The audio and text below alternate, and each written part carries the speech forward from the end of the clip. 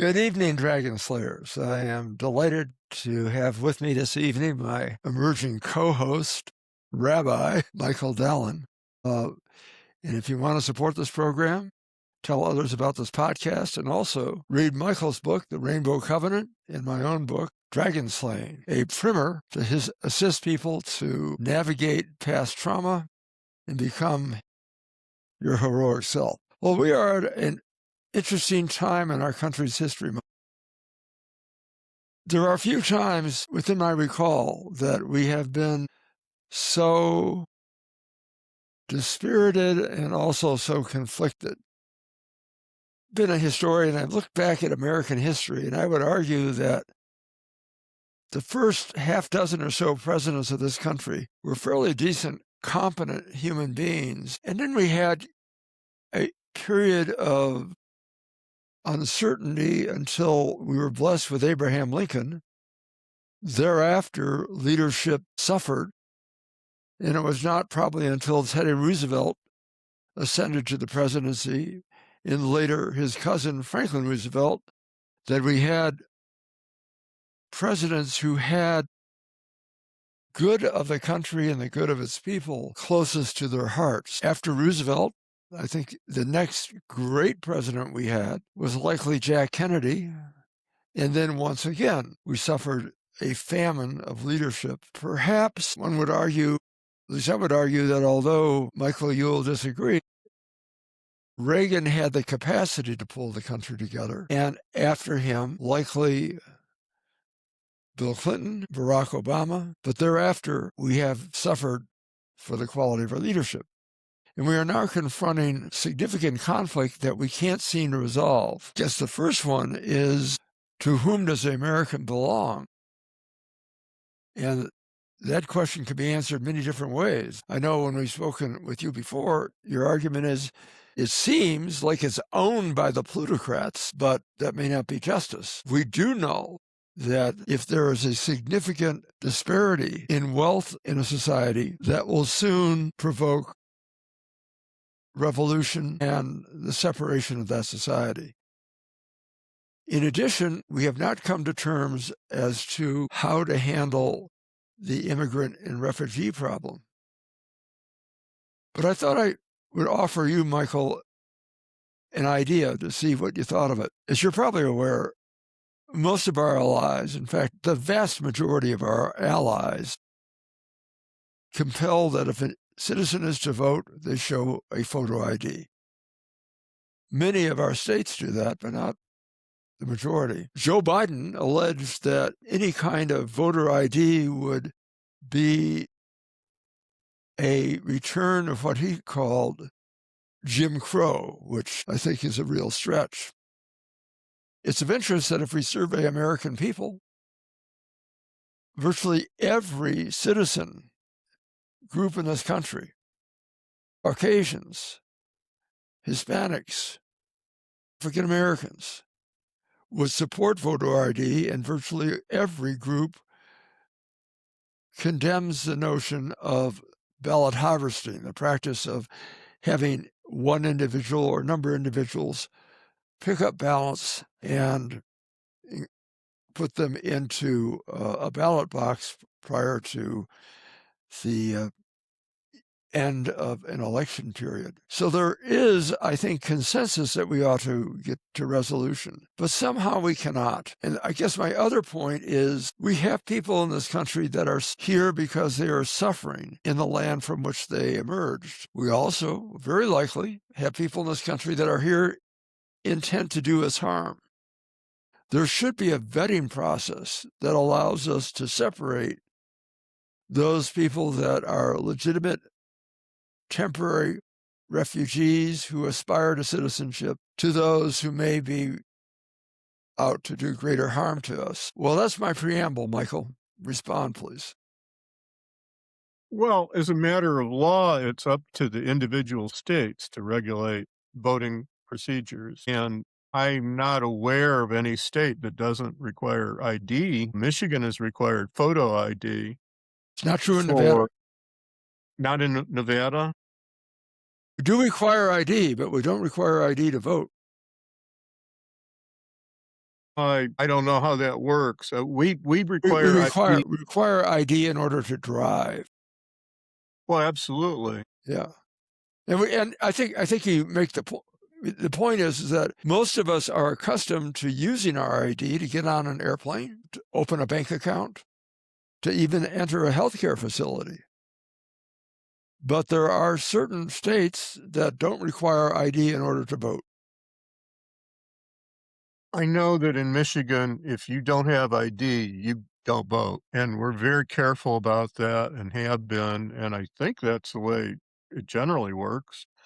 And the incidents, and we've tested the incidents of phony voting in the United States are essentially nil, almost no one. A few people have voted. 1 or 2 elections ago, I had failed to bring an absentee ballot that I'd received because I didn't think I needed it. I just showed up, and they wouldn't let me vote until I went and I fetched, which fortunately I still had it, that absentee ballot that hadn't been filed, and I had to show that to them along with my ID. We've always, for years, we've been showing our IDs. Regardless, going and voting has never been a way that people have made money fraudulently or otherwise. Our elections have been very clean. I wish everything in the country was like that, but our elections are conducted, I think, really well and have been. To me, what I've seen of the recent Trump administration proposals um, has been that you have to provide proof of citizenship beyond your driver's license. A passport will do because with a passport you have to provide um, a birth certificate. Most people don't have passports, and it costs about $130 or so to get a damn passport. I was talking to somebody yesterday or Sunday. This is Sunday. I was talking to somebody the other day um, who is a retiree from Blue Cross Blue Shield, an executive there, and he's lost his birth certificate. He would have to go and get a new birth certificate. And I remember my girlfriend, my lady, had a hell of a time getting her birth certificate before she could vote again out of Georgia, and it took a lot of work to get it, but she finally did, and she was able to vote, but that's Michigan.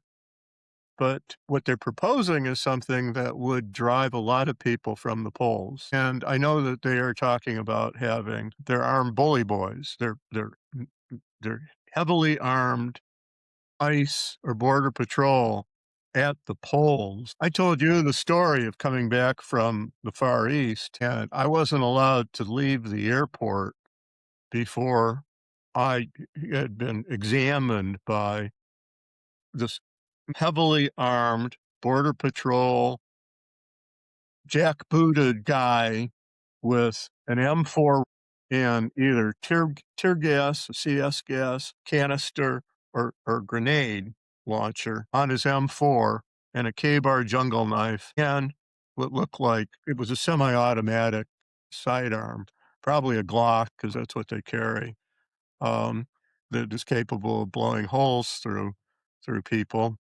9 millimeters, that's like a 38. It's almost a 40 caliber bullet.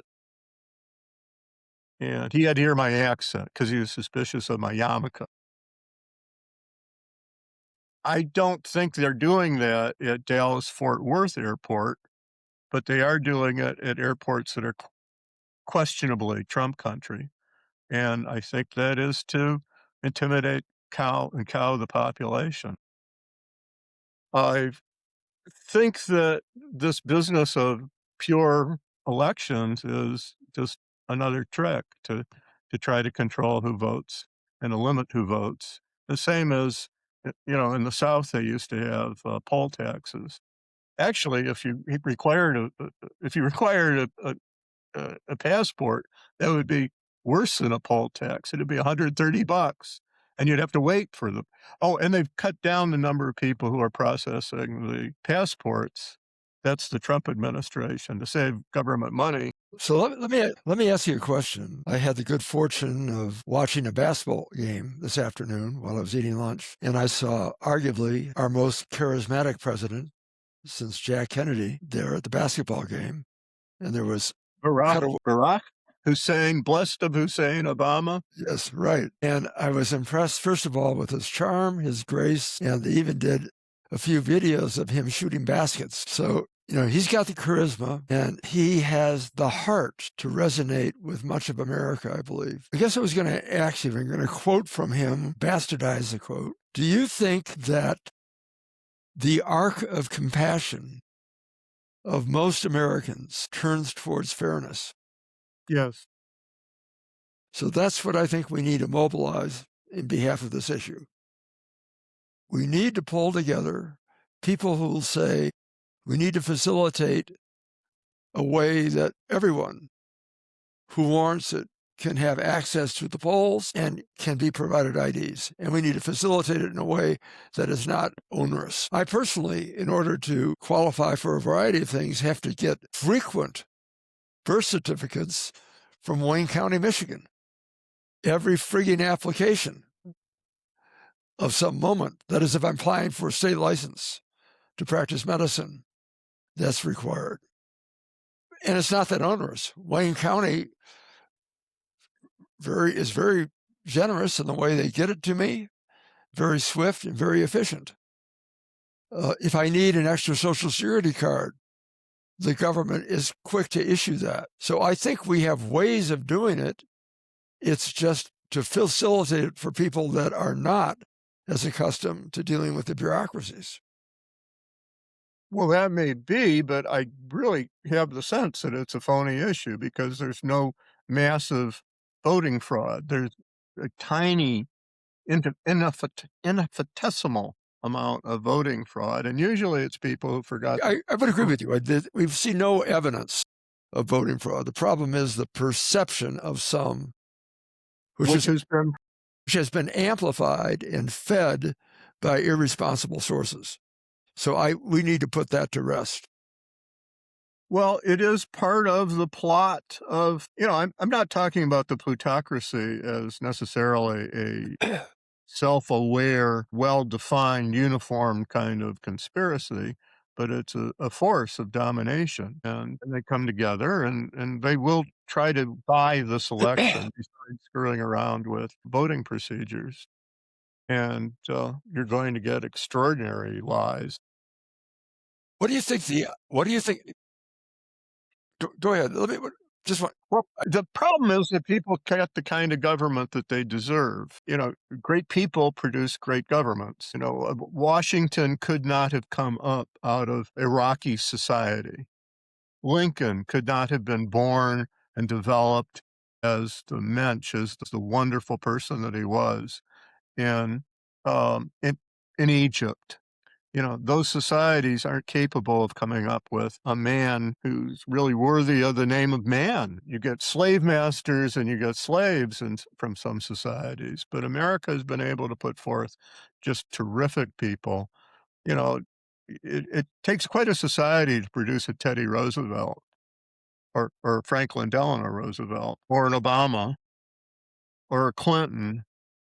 I have the sense that we could produce George Bush's, like I have the sense, no offense, but that kind of personality is common as dirt. That you couldn't throw a hat, without hitting somebody at least as capable as George W. Bush. His father, on the other hand, I think was, much more worthy.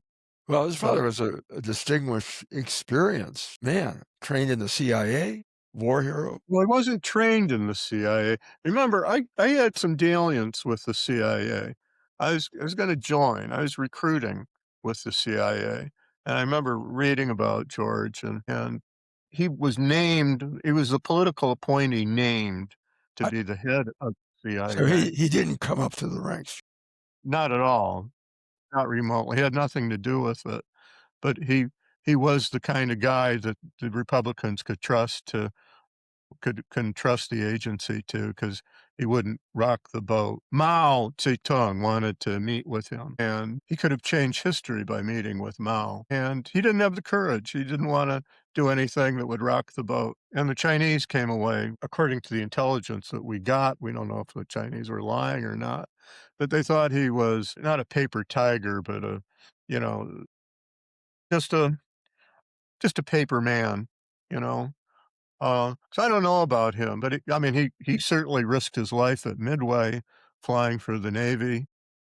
Was a star baseball player at Yale and all that kind of thing. He had his gifts. I don't know that he was called upon to use them much. And he and Reagan helped triple the deficit when they said that they would bring it down radically. So, they certainly aren't gonna be regarded as the great presidents. Clinton and Obama both had the merit of saving us from severe recession or even depression by rescuing us from the anti-Keynesian policies of Reagan and Bush. They left us in the ditch, and those guys miraculously, with the good, the power of the American economy, were able to lift us back out. But we're gonna go into the ditch again. You don't have to be a prophet to see that that Trump's policies are gonna bring us down into the ditch. Doing, you know, anti-Keynesian spending, spending like drunken sailors during relative prosperity is not the way to ensure the future of this country. Michael, I suspect after November, we will have another opportunity to revisit how we're governed. Well, I hope. I don't know. I don't know how certain our elections are going to be, and the plutocracy has the power of buying elections through demoralizing some people.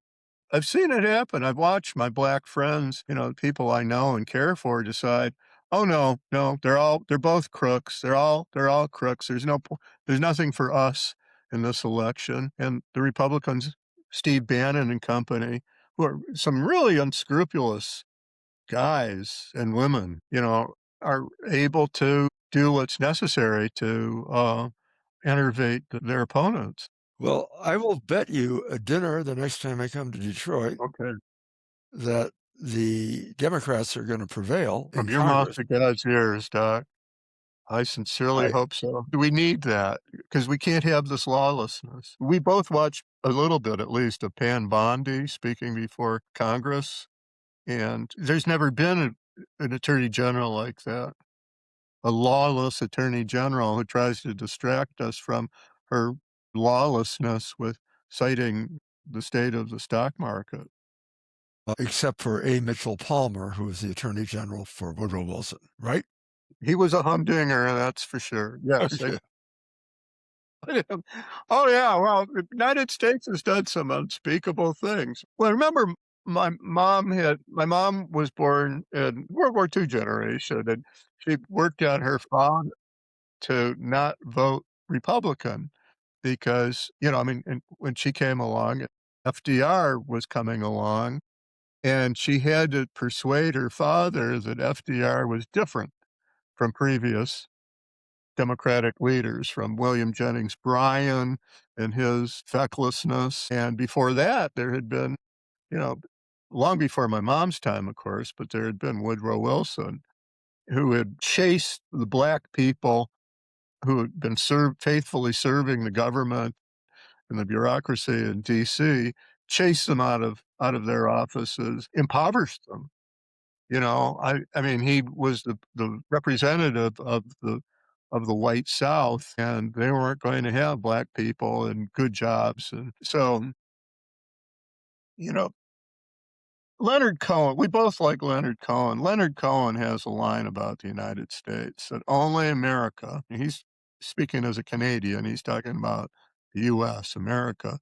Only America has the range and the ability to change beyond any other country, certainly beyond Canada. That this is a country that reinvents itself and reinvents itself capably and and does amazing things south of their border. And so we've got reason for hope, but again, I mean, we were a newspaper reading people, and now we have people who, I mean, we're doing a podcast. Some people get all their news from podcasts, and some of the podcasts are just poisonous as hell. Joe Rogan is a pretty good guy, but he will have anti-Semites and Nazis on. He just wants to hear what they're gonna say. Tucker Carlson is the same kinda guy. We've got ancient Catholic-born antisemitism becoming mainstream, where attractive people are denouncing the Zionists right and left, and they're saying their belief in the Savior, their Lord, Jesus, is completely incompatible with suffering Jews to be in positions of importance or for Israel to return to the land of Israel. They don't want anything to do with that. And that's becoming mainstream. I was just watching 60 Minutes tonight featured RFK Jr., Bobby Kennedy Jr., working with David Kessler, homely Jewish guy who reminds me incredibly of a college roommate of mine named Edelman, and they're working together to improve the food supply. Jews will always be news. And then they did a story on these babies who were born at Mauthausen concentration camp, just as they happened to run out of Cyclone B poison gas, and they survived. These 3 babies were born there in the barracks and just improbably survived through hell and damnation. Like Eisenhower was saying as he was liberating a concentration camp, we've gotta get this witnessed. We've gotta get this on film because some son of a bitch is gonna come along and deny that it ever happened. And they are, and they have been, and they will.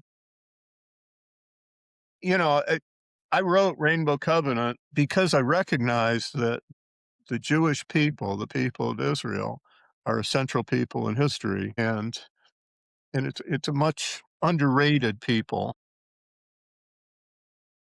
and a frequently, unbelievably, incredibly viciously attacked people that really help make the human race work, designed for that. And I fear for United States. I love my country and I love the Jewish people, and I don't want them to be parted. I don't want them uh, one to become toxic for the other. And if we lose our civic virtue, the United States will become just another anti-Semitic hellhole that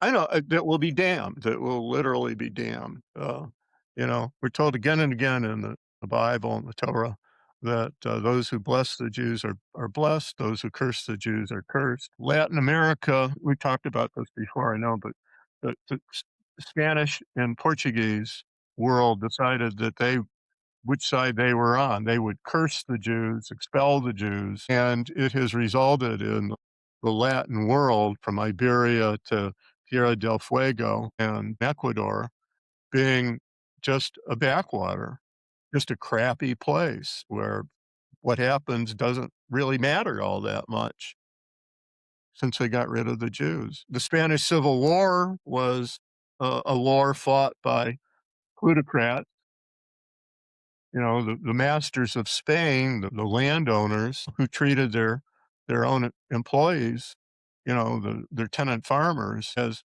basically chattel, as cattle, and they liked that. They liked that. They liked the differentiation between themselves with their, um, high-level habits and the ignorant rabble. They didn't regard them as human, and when you have Jews around, you can't do that. The Jews will be there to proclaim the one truth that we can all settle in, that man was created in the very image of God, that the human personality is sacred, and that's just a menace to the tyrants, and the tyrants will use all their power to eradicate that voice.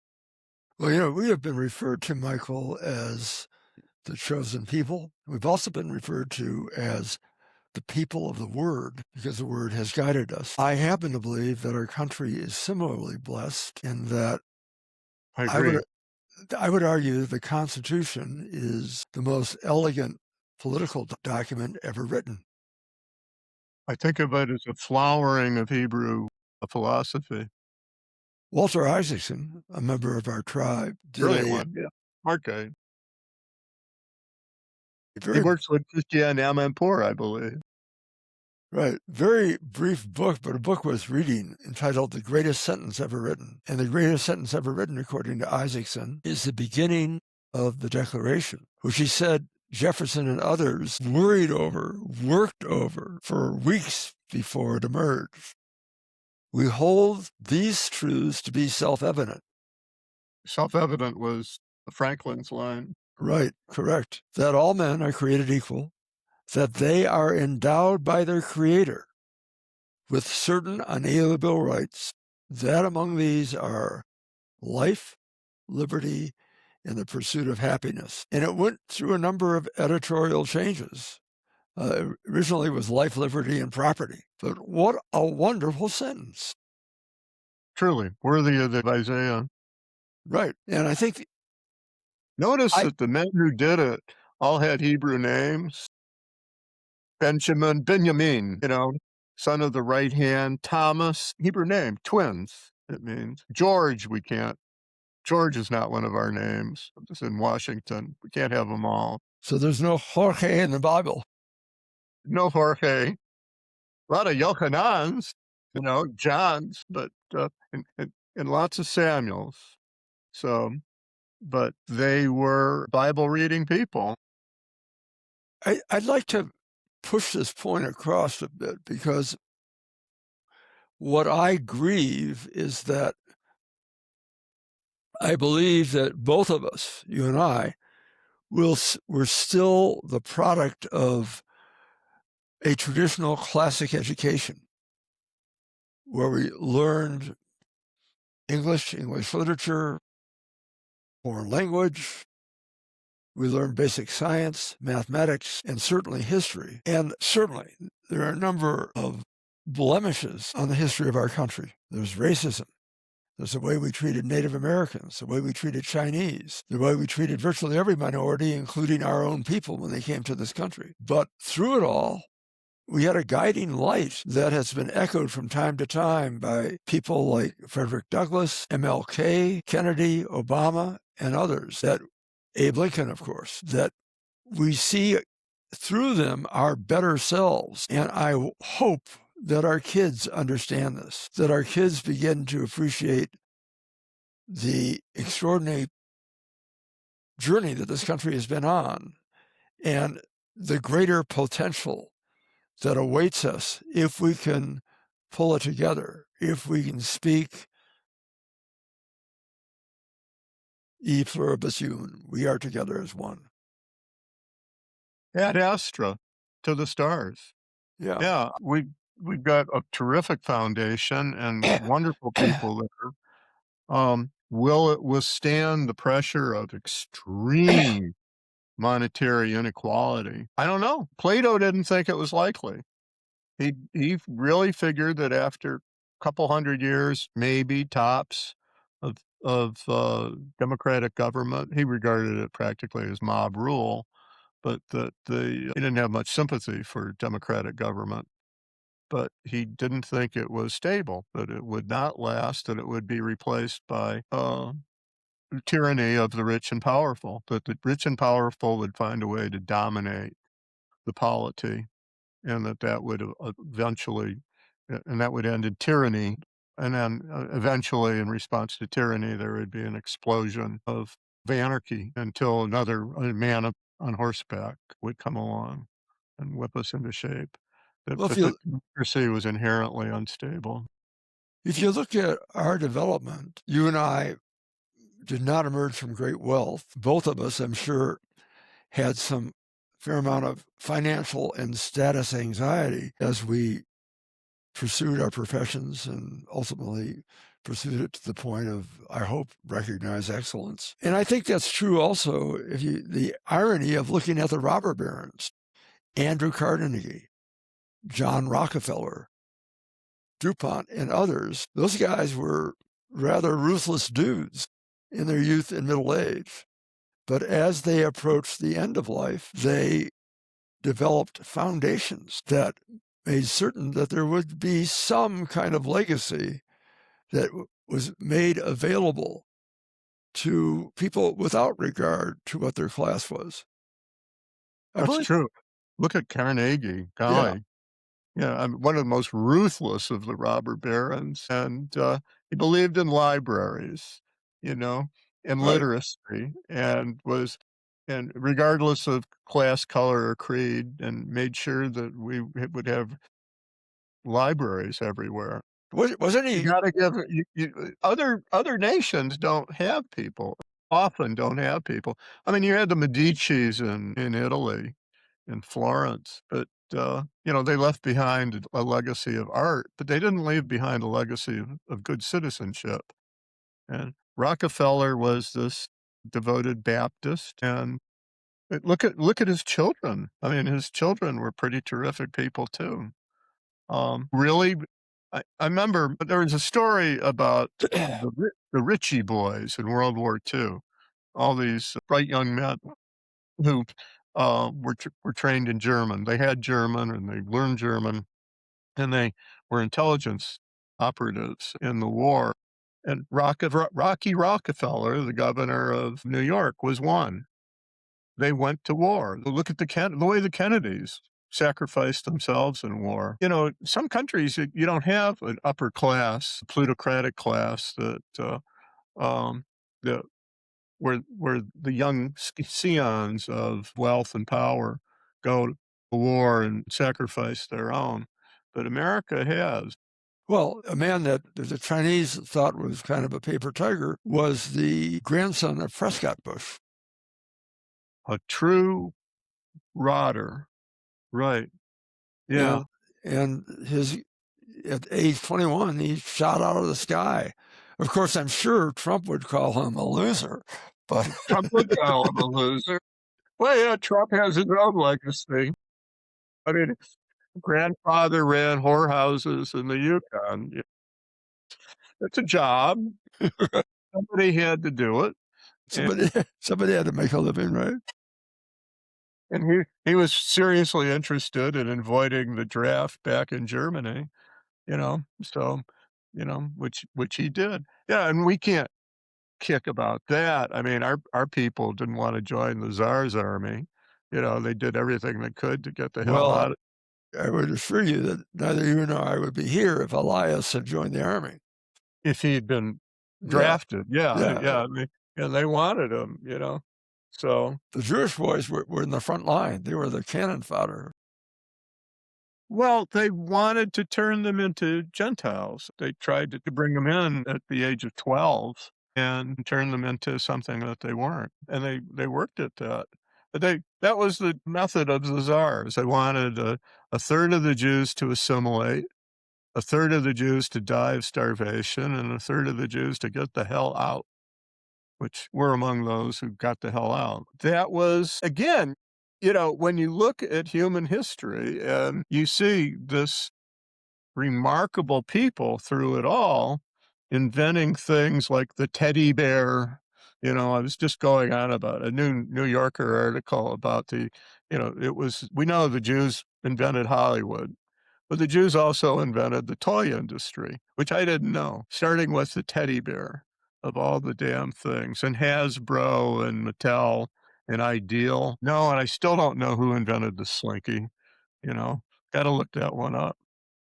But at the same time, you have this massive, I don't know if it's a backlash, but this incredible animosity against the Jews. You talk about founding myths, and some of the founding myths of our fellow human beings is to damn and blast the Jews with every emotion. We're getting that a lot now from the Tucker Carlson, Nick Fuentes, and some of these new women who have discovered that their Catholicism is incompatible with the return of the Jews to Zion, They want no part of it. Well, if you look at the perversion of initiation rituals in our culture, in some gangs, initiation is predicated on doing harm to others. In the South, I'm sure the initiation included the abuse of African Americans. And as you and I know, growing up in the shadow of Father Charles Coughlin, part of that initiation was to abuse Jewish boys. Well, the Klan didn't have it. It didn't regard us as very worthwhile citizens.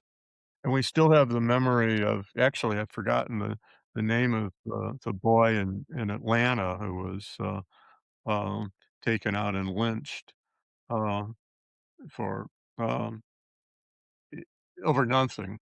You know, um, South's history is pretty spotty. But I mean, that was actually the nature of the Confederacy.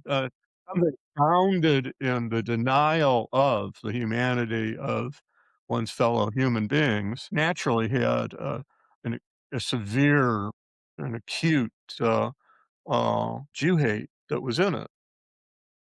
There were Jews in high levels, there were Jewish slaveholders and all that kind of thing, but at the same time, they could look at some of the ringleaders of the abolition movement and the people who were doing all that they could to destroy, um, the South, and they looked at the Jews. The money men of the Union were, a lot of them were Reform Jews. The people who it was, Schiffs and Mendelssohns who appealed to Queen Victoria's, consort, Albert, and persuaded Albert that, the Union cause was a holy cause that he needed to back.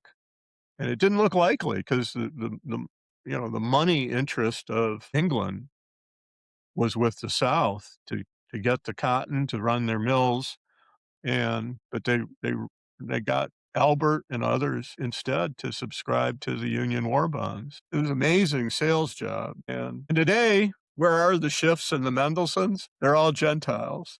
They didn't leave any they didn't leave any Jewish descendants. Really? I didn't know that. Yeah, a Gore daughter married a Schiff. I know, but at a church, he was cool with that. It was his denomination, and That's yeah, I sad. mean, well, that's how it goes. Very successful Jews don't know what they've got. Well, they don't know the history any better than anybody else. Jews are just people, and people aren't that, I mean, we're persuaded by we're creatures of our time, and we've talked before about how my mom's the World War II generation, Aaron, for instance, our dear beloved cousin Aaron, a man of science, a pediatric cardiology professor at University of Michigan Hospital, a professor at the school, grew up in an age where the idea of creation ex nihilo, the Big Bang was regarded as just utter poppycock that no serious scientist could ever subscribe to. Everyone knew that world, the universe was came along in a different way. Certainly not something out of nothing, because that's preposterous. They were subjected to all of that, to the ideas of 19th century. They thought that Darwinism just shot Genesis book of creation out of the water. It didn't at all. I mean, it just didn't. Man was the center of the biblical universe, and as the sun was the center of the universe. And when the sun stopped being the center of the universe, they figured that there was just nothing left. But, the biblical faith remains as strong as ever, but we've lost a lot of people, that people peel off in every generation. Do people not return? Sometimes they do. I don't know. I have friends who believe passionately that the tribes of Israel, the 10 tribes that got lost, are going to return. I know one fellow who makes a living coming back and forth between Israel and Jerusalem, talking to these groups of Gentiles. And they are Gentiles, but they are convinced that they are members of, they call themselves Joes, after Joseph, of the tribe of Ephraim and Manasseh. That is to say, um, Jacob's sons, Joseph's children, who were exiled by the Assyrians long ago. And, and the Bible talks a lot about the reunition of the 10 tribes with the remaining tribes. Well, I'm sure this is true of you if it is of me. I know a number of people who, probably thanks to Ancestry.com and 23andMe and others, are aware of their Jewish heritage and are considering seriously exploring conversion. Well, like I say, like I'm Because as Willie Sutton says, that's where the money is. there is that, and you get this feeling in the Far East that these people really don't want their children to grow up to be sex workers or human mules, Sherpas, or low-paid, factory workers or, domestics in Australia. They want something more, and they wanna continue the story, their own legacy. So they want their people to have children and families and carry on a legacy of worth and merit, and they're looking, and, they haven't found much in the gods of the Hindus, uh, and Buddhism is something that doesn't seem to be all that it's more compelling to Westerners, I think, than it is to people in the Far East who grew up in. It may be compelling because it's exotic, it's something new. Michael, again, I am in awe of your wisdom, how erudite you must have been really bitching when you were a trial lawyer. I like cross-examination. Yeah, well, I I do. enjoyed my work as a forensic psychiatrist and I bet. Yeah. No, love it's terrific. We have a new audience to reach out to. At least I have this audience I gotta, uh, reach out to. There's a lot to be said for the religion of Israel and the people of Israel that, I don't think it been said well, you know? The idea is that well, the whole thing with the Jews is let's try to bring heaven down to earth.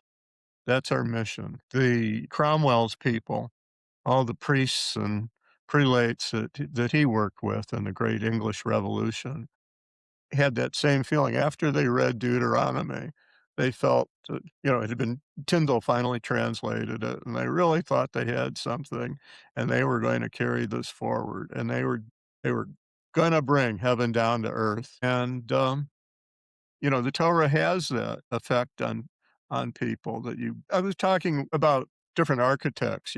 You can't look at Frank Lloyd Wright's house, the Kaufman House, or Falling Water without wanting to become an architect, you know? You don't wanna live in Falling Water, though, because it's a horrible house to live in. The Kaufmans who built Falling Water and Wright only charged, like, 3 times the budgeted amount, and and it was still falling down. Falling Water has been falling down for decades now because he wasn't a very good builder, and he didn't use enough steel in it. But you can't look at it without wanting to become an architect. What did the Kaufmans do after that? They moved into a Neutra, named after Richard Neutra, who was a Jewish Austrian architect. He'd been an artillery officer in World War I, fighting, in Serbia, and he made these palaces that you would leave your Kaufman house and go to heaven uh, in a Neutra, in Palm Springs. The thing with Torah is you try to bring people up to it's a pretty good thing. I mean, to the love and awe and respect for the one King of the universe, for Hashem, God, who gets a terrible bad press all the time. He's supposed to be an angry God. He's supposed to be fiery, wrathful, and just awful. But the God of Abraham is really a very inviting God, and he wants us aboard with him. And this is a way to fulfillment and realization for all the peoples of the world to get with the truth. We talk about one with God and truth is a majority. Let that be our goal. Michael, I look forward to more next week, and Super. if we could explore more about the Rainbow Covenant and the Word, Okay. I'd like to All right. give you Next that time platform. I'll try to be sober next time. I was not aware that you weren't sober. Okay, let's see. I had